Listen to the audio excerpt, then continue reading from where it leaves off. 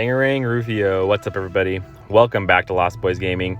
We are less than a month away from the launch of Hogwarts Legacy, and today we are going to go through all the details of everything you need to know before you pre-order Hogwarts Legacy on your desired platform. So make sure you hit that subscribe button and like this video so you're kept up to date with everything going on here at Lost Boys Gaming, and let's hop right into it. So first things first, we're going to delve into the differences between the standard edition and the deluxe edition and some of the perks you get for ordering each of these early for pre-order.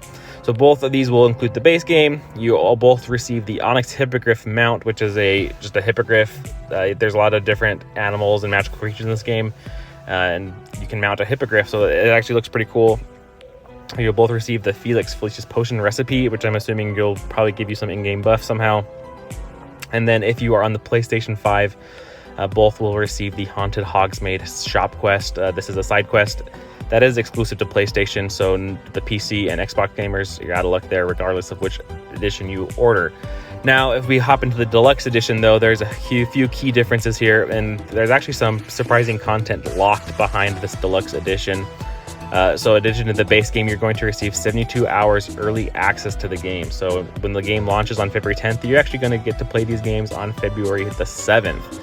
So that's a kind of a nice little perk there for ordering the deluxe edition. You do get early. You will also receive the Onyx mount and the Felix Felicis potion, as well as the PlayStation 5 will receive the Hogsmeade quest. However, you also, for the deluxe edition, you're also going to get a Dark Arts Garrison hat, which is just a hat for your character to wear in game. And then you get the Dark Arts pack, which is you get a Thestral mount, so you get an additional mount, Dark Arts cosmetic set.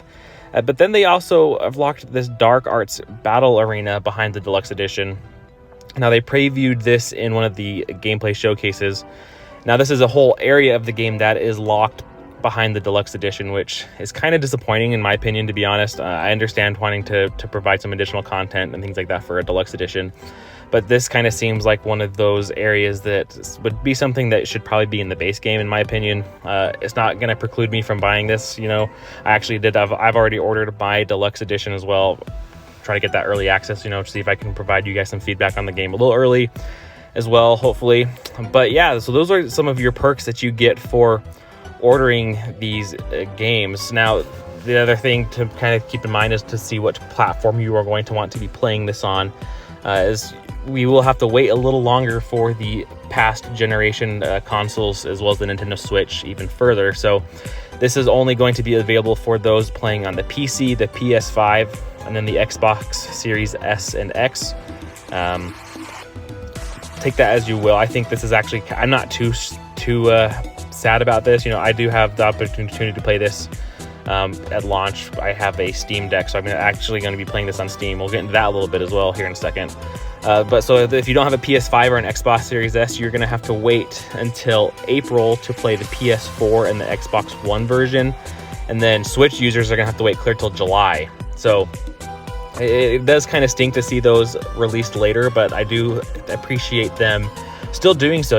We saw a lot of stuff with like Cyberpunk, where it seemed that the past generation really kind of held up development and made things a little bit difficult. The games didn't run as well. So letting the development team at Avalanche to really just focus on PC, PS5, and Xbox Series consoles, I think is hopefully going to help this run more smooth at launch than it would have had they had to try to focus on the Nintendo Switch, the PS4, and the Xbox One as well.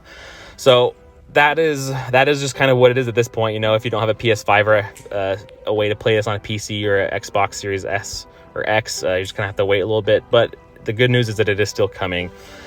Some of the other things for PC gamers is that they did release the PC specs for their recommended specs for the game. A lot of people asking on this is going to be available on Steam Deck. Now, this is where I was planning to play my playthrough of Hogwarts Legacy, is on my Steam Deck.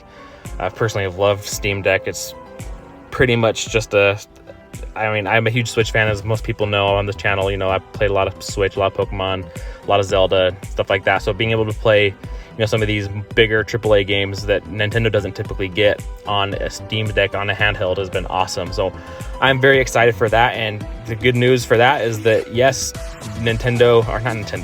Warner Bros.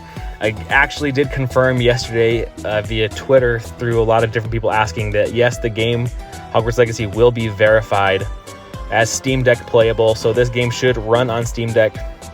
I'm super excited. You know, they've had it verified, so meaning that the controls should all be synced up with the Steam Deck. The text, all that stuff should be good to go.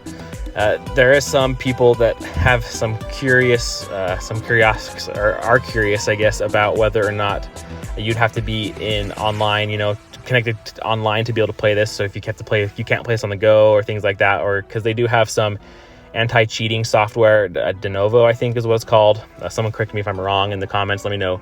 But this typically has caused a lot of issues with some past games where you have to be connected online to even play the game. However, they've also confirmed that you will not need to be online to play this game via Steam Deck, so, or even just at home. So if you don't have like a great internet connection or something, or if for whatever reason you're not able to connect to online, you're still going to be able to play this game. So that is a huge W in my mind as well.